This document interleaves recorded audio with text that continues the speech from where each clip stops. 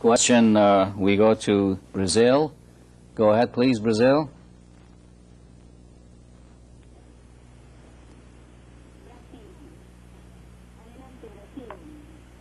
Okay, our question is to Mr. Golden. Talking about e-commerce, we remember e-learning, that both are related. So our question is, what is the feedback from the American enterprises about the e-learning use? What are the perspectives for the e-learning? Prospects for e-learning? Oh, I think the prospects are very good. What's always been kind of interesting to see is the corporate learning, if that's what you're referring to, training and development in organizations, often are way ahead in the use of technology to, I have to say, institutions of higher education. So I think the e-learning has lots of room to grow. One of our sites for the ITTC, in fact, is online competency. And we are going to be developing a series of competency-based, not just, there's a lot of programs out there without standards. These are competency-based, that there will be standards that must be met to progress.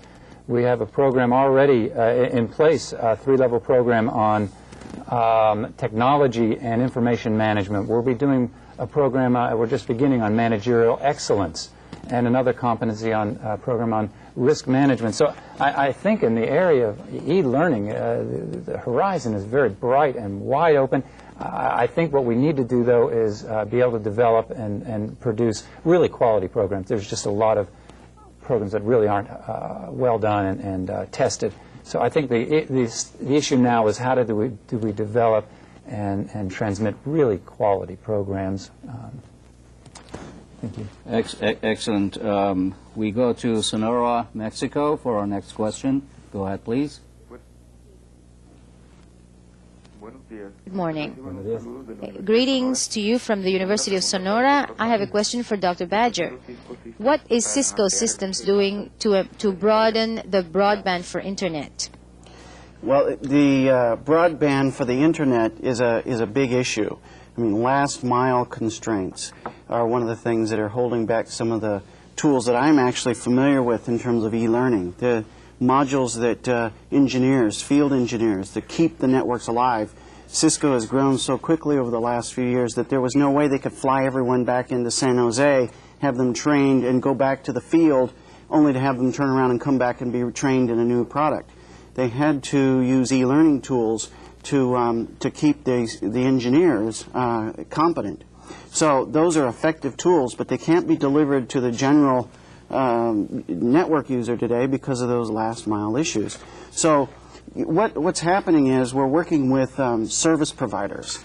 We're working with the telephone, the traditional telephone connectivity providers in different regions that see the promise of the future, and then we're putting in the infrastructure within the central offices for them to be able to handle the traffic that is latent, that is desired on the part of the local population. And then it'll be a matter of getting wired or wireless or other means into the homes. So, you know, short answer is we're working with service providers to get their basic infrastructure into place. And then we see that consumers will drive the need to provide, you know, DSL connectors or ISDN connections out into the home. Thank you. Our next question comes from Caracas, Venezuela. Venezuela, please go ahead, please.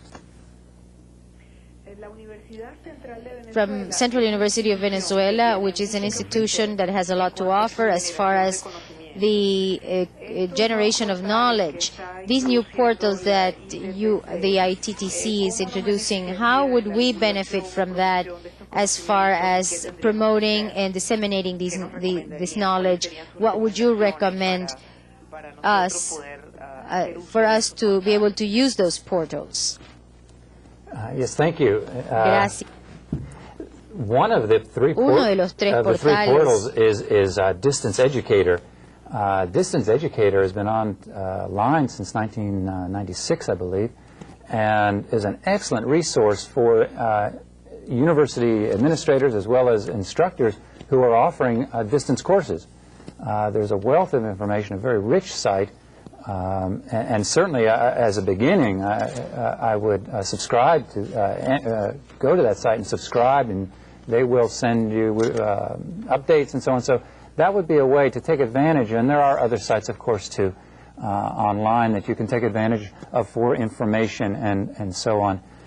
One of the things that we will be having in the ITTC will be a forum for all the associates in all institutions to communicate with each other directly, an intranet forum. And so I think there's going to be a lot of what we hope to promote is sharing of ideas, so that it is not just one directional coming from a central organization, but that there is a lot of cultivation of ideas between countries, between regions. And so that to me is a very exciting prospect, and we hope that would be of service. And I also invite you to send us your press releases, your information to distanceeducator.com. We'd be happy to reflect information from your university. Our next question also comes from Mexico. Go ahead, please. Good morning.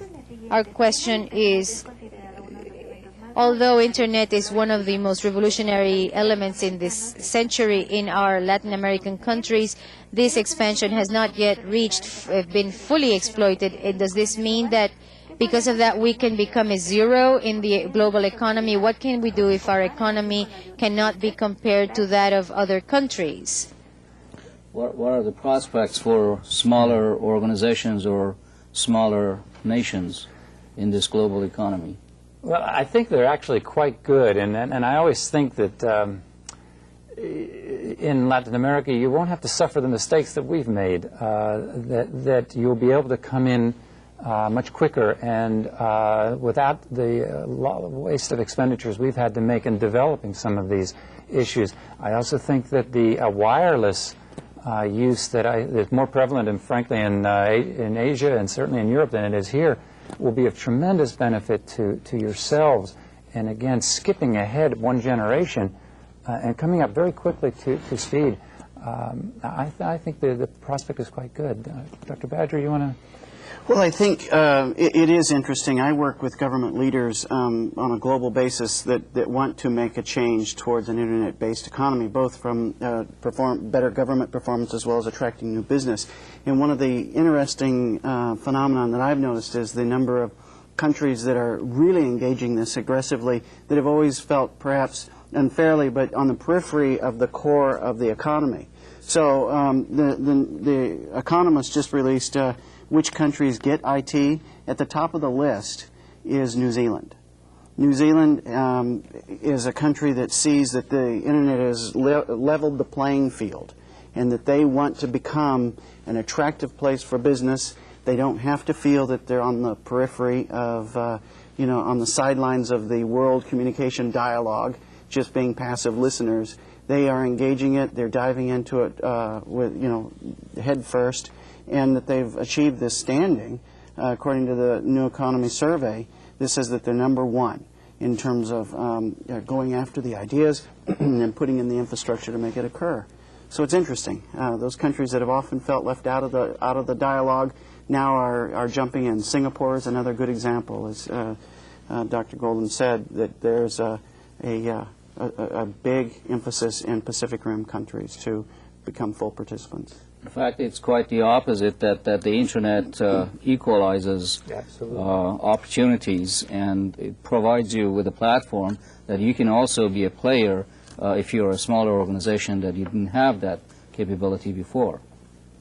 Let me ask Dr. Golden another question about ITTC, and that is there are marvelous opportunities that we can have through the Internet. So very briefly, what are some of the services that we will be offering there? With the ITTC, the commerce, commerce part of it, the Intectra, Intectra, what we're most excited about is the Job Central, which we will offer. It's already established as a national job placement. We will be bringing the international side to that, and they're very eager to have us do that, and we're very, very excited about that. Good. The opportunity for trade between countries, I think, is very, very exciting. The opportunity for communication and sharing of information is very, very exciting. I think the opportunities are only limited by our imaginations, and we're going to actively and aggressively. We already have been talking to the coordinators of the ITC and gotten that this is where our ideas come from. And as we progress, we'll be doing more of that. And in fact, for those of you that are interested in the ITTC concept, we will be communicating directly with the coordinators, and they will have the latest information, and particularly about investment and so on. So those are your resources. They are wonderful resources. Thank you for your questions, and let us now move to the second module of our program, an interview with Dr. Mark Badger, focusing on the success of the Cisco organization and applications of interrelated technologies for business, academic, and government organizations.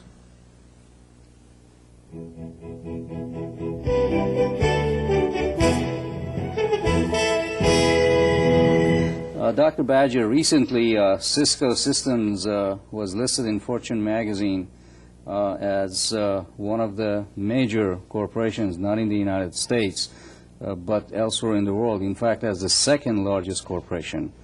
How Cisco became to be the company that it is today? Well, there are two parts to this that I think are, and it's, I'm not in the inside of the financials at Cisco. I work in business development with governments and universities, but the idea of a fully network-enabled corporation is part of the secret of success. First, you know, it manufactures the pumps and valves of the Internet. It's the structure that keeps the Internet going. So fundamentally, it's an Internet-producing company. But as it grew, it became necessary to start implementing the very tools that it was empowering with its customers. So the financials, the workforce optimization in terms of people being able to do their own training online, if you crack it open and you look at it as a laboratory, it is an organization that walks the talk of Internet-enabled business. And so it was the visionary leadership that said, we must implement those things we're promoting. And then it was the technology and the solutions that allowed it to become so successful and to stay abreast of the growing demand. Well, tell us a little bit more about that organization. Tell us about the people who are behind this global system. Because it is the backbone, it empowers powers the network. The growth that Cisco underwent as it grew from a 10,000 person organization to a 20,000 person organization, and today it's close to 30,000. It's growing at about 1,000 people per month. Wow, that's just fantastic. It is, and to stay abreast, to stay keeping its field force trained in technology, it had to invent some of its own means to keep that staff trained. So e-learning, the travel online, video conferencing, all of those things had to be deployed within the organization. So there were very visionary people that could understand that this was going to revolutionize the way business is conducted, and they felt that they must implement it simultaneously to supplying those very tools. And now corporations around the world come to Cisco to find out how they did it.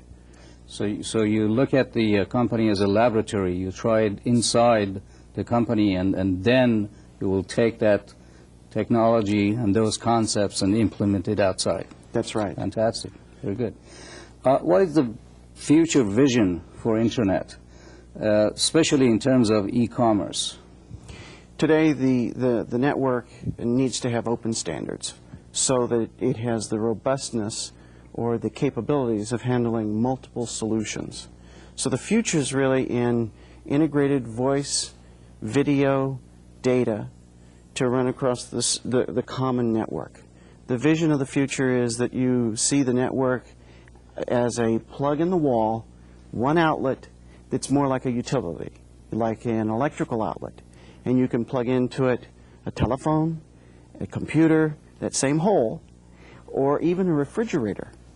This Christmas, I understand, Whirlpool is announcing be supplying their first internet-enabled refrigerators. Now, this new device, this is the networked home, these devices will link to the network and provide a way to, if there is a leakage in the Freon or any of the kind of diagnostics that might go on. But inside the refrigerator is a barcode reader. As people put their food into the refrigerator, it will be scanned and it'll be remembered as to what's in the refrigerator. Then the computer will be able to say to you, warn you on a screen on the outside of the refrigerator, it's a web browser, that there are certain items that may be getting ready to go bad. Or if you get home late from work and you don't know what to fix, you can ask it to suggest food, of what the meal might be.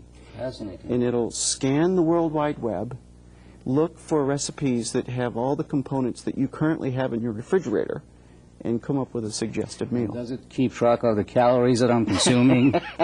Probably, if you program it that way. Okay, great. Educational institutions and government organizations are just beginning to get on the bandwagon, so to speak, and work with internet networking and develop their infrastructure on a global basis and use it more efficiently.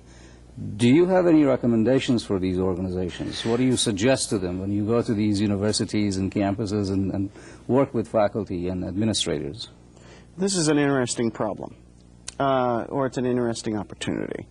The idea of universities and governments maximizing the capabilities of the networks. But, you know, as you know, the Internet was invented by government.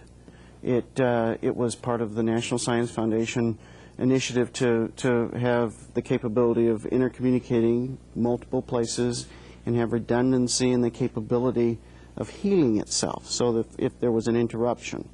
Now, early leaders then, academicians, foundations, science exploration, began they founded the new economy in a sense. That has now gone beyond just the connectivity of the network.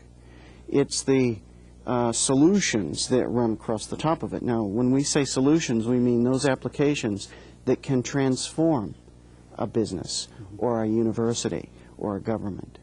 So it's really now at the level of what are the business process changes that have to take place in the old bureaucracies that can actually take advantage of the new web capabilities. The technology now outstrips the ability for the old processes to keep up with the new processes. So if you put my job at Cisco, partly, is I'm a translator. I translate, or actually I hope that I'm an interpreter, interpret public sector needs for Cisco, and then for Cisco solutions into public sector. So I kind of am an interpreter of Siliconese. One of the things that I've picked up in the Silicon jungle is the term lipstick on a bulldog. Mm-hmm. Now, lipstick on a bulldog is an interesting term. It means web enabling, a nice, pretty web front end on something that is still in the back room, an old process, an old maybe bricks and mortar industrial age process. Now, there have been a lot of failures, particularly 2 Christmases ago, with web front ends that were really lipstick on a bulldog. So many people used them that they had to shut them down. They couldn't fulfill the orders fast enough. Now, the lesson in that is, what do you have to do with the business, with the people end, the bureaucratic end, that can streamline the processes to stay up with the demand of the new citizen, the new customer in the new economy? Let's turn our attention to public organizations in developing countries and smaller countries. Do you think that these countries also can benefit from the Internet and the new information technology as efficiently as maybe some of the bigger countries? That's a great question, because they actually are. It's this peripheral countries that have long felt peripheral. So you'd say remote regions from the economic core have seen the leveling of the playing field, the ability to participate in the global economy. They recognize this early. And so countries like Singapore, Australia, New Zealand turn their attention to transforming their states, their countries, into a more network-enabled organization for two purposes. One, so that they would be attractive to as a location for new businesses, and two, to actually participate in the dialogue that the network today allows that incorporation of any place that's connected in a real-time basis. So you have countries that like Singapore, who've put high-speed connectivity to nearly every house, that have looked at the way they are reorganizing their government to be more of a life experience rather than an ancient Chinese bureaucratic structure to protect, you know, the emperor. The idea of making it from birth to death and the organization of the state so that citizens can say, yes, you know, I need a birth certificate. I need to understand what schools are available. I want to start a business. That sort of structuring is going on in places, the smaller countries that have a lot to offer the world, that now are offering it to the world because they had the vision and probably the pent-up desire for many years to become more of a world player. Right. We have a new term. It's called the e-government. What does it mean, and what is its implications for democratic societies, for democracy? E-government began as a concept, I think, for transactions. So those things that you would have to stand in line for, and as a matter of fact, this was an early mantra, that any place people are standing in line, it ought to go online. Now, that is an early stage, so that any driver's licenses, car registrations, things that you would have to sort out with someone at a clerk trying to type in your name, that those were ripe, ready places in government to transform into a network service. Now, it's now changing. It's not just transactions. It's, you know, a one-stop shop, so that the website becomes a portal. Now the new mantra is, no door is the wrong door. The one-stop shop concept. And it embodies a term that people are searching for in terms of its full, you know, completion or fulfillment, called portals. And portals really are a way for a citizen to say, yes, I want to start a business, I want to renew this business license, I want to pay my taxes, I want to know what the fishing licenses are, the fishing regulations are, that you would be able to easily get to that. Now the next stage is going to be, where can these services be integrated so that you can opt in, so you can make one address change. So you can say, yes, I want to change the address on my driver's license, but I want it to change on my voter registration. I want it to change on my business license. Now, we're not seeing those many places that we can say have truly achieved that because of the old bureaucratic processes that have to be changed in the back. That's right. And so e-government today is as much about changing the way government performs as it is being on the web. Fascinating. Telecommunication literacy, how important is for the decision makers, for the managerial class, if you will, in government organizations as well as in private organizations, to know about the hardware of telecommunication business, not the software as much, but the hardware that's in place? You know, that's a good question as well, because the new emerging subdiscipline of business management is IT management. And it is often characterized by the chief information officer. And the CIO is something that is a new role in institutions.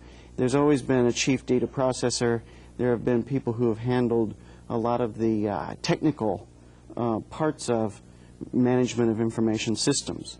But today that role is changing. And for political leaders and managers, that role is changing. It used to be that business processes were designed for a traditional business purpose. And then that business process was handed off to the technoids. And then it was enabled through technology. Today, the successful businesses are not doing that. They are working in harmony with their technical leads so they can have a dialogue. So I use the metaphor that technical leads or chief technology officers are on the bridge of the ship state. They're not, they may not be, they may not have their hands on the wheel, but they're certainly in the chart room, mapping out the course, working with the captains, working with the flag staff to really design the best course based on what technology can deliver. So what that means is that you don't have to be a wirehead. You don't have to understand the capabilities of a specific router. What you have to ask yourself, what you have to ask your technical leads is, what is the network capable of? Do we have the proper security in place? Do we have the proper qualities of service? What is our network capable of? And how people are structuring this dialogue is that they're saying, let's organize ourselves as an institution, a public institution. What are the things that we envision being able to do on the network? What are all these services? And what's it going to take to get there? And then they turn to their technical staff and say, what condition is our network in today? And now, what do we need to do to close the gap between where we are today to what we should be shortly in the future? So the successful decision maker, they really don't need to know as much about the routers and the servers and the modems, but they need to be telecommunication literate. Is telecommunication literacy a good term for what you're describing? I think so. I think that the idea of network conscious in terms of what public services should be available to the public, it returns democracy to sort of what Plato described it, that the seat of government should be only a day's walk away, right? That's right. We are sitting on a university campus, so I'm going to ask you the hard question. Are universities doing their job in terms of educating and training the workforce? Is Cisco involved in training and educational programs itself? The recent investments that Cisco has made with IBM and other companies in Spain and Telefonica, are all of us now involved in training, or is it the job of the university or the private sector? Well, this is the new corporate university model emerging, and frustration on the part of business leaders. And I'm not saying Cisco was frustrated, but I know that the corporate world, the technological world, has demanded a higher output of technical expertise and capability from universities. Universities have traditionally looked at computer science, more the deeper programming end of training. But the world today is demanding technical expertise to keep this infrastructure alive. So I actually pulled some numbers just before I left San Jose, and Cisco currently has 5,000 academies worldwide to train in secondary and post-secondary schools, train students in network maintenance and technical support. 5,000 academies? 5,000 academies globally. There are 120,000 students enrolled currently. And there are 83 countries involved, with 2/3 in the U.S. and 1/3 in the rest of the globe. So, I mean, Cisco realized early that the infrastructure that was being invented and put into place required a greater demand than what the schools were producing, and began partnerships with, like, Telefonica in Spain and with schools around the world to give students the ability to support the technical infrastructure that currently, it's the new net sphere. You know, they're not road engineers, they're not flight engineers, they're in that space in between, and it's really, it takes that kind of infrastructure consciousness and skill to keep it maintained and working. It's a new profession. Right? Exactly. You touched upon excellence, value, and optimal performance. These are the new pillars of successful organizations. How does e-commerce relate to these values? How can we uphold these values through e-commerce? You know,